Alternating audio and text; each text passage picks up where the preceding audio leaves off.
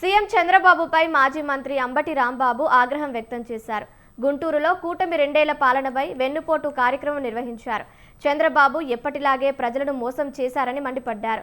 Super 6, super 7 అని అధికారంలోకి వచ్చిన చంద్రబాబు అధికారంలోకి రాగానే మాట మార్చేశారని ఫైర్ అయ్యారు.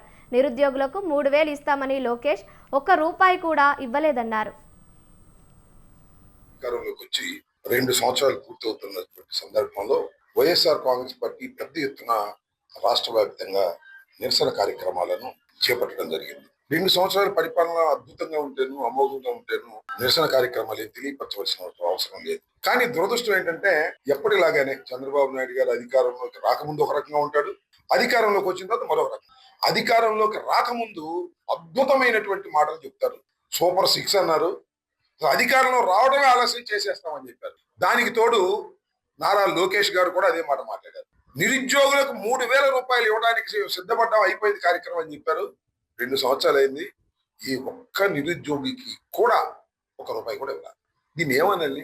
మోసం అనకూడదా? చీటింగ్ అనకూడదా?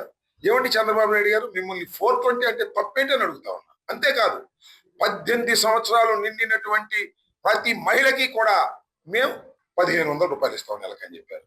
ఏమి లేదు, అసలు అధికారంలోకి రాగానే మీ ఖాతాల్లోకి మా డబ్బులు పడిపోతాయని చెప్పినటువంటి చంద్రబాబు నాయుడు గారు 2 సంవత్సరాలు అయితే ఒక్క మహిళకు కూడా 1500 రూపాయలు ఇవ్వనటువంటి పరిస్థితి వాళ్ళకి కనిపిస్తుంటే దీన్ని మోసం అనరా?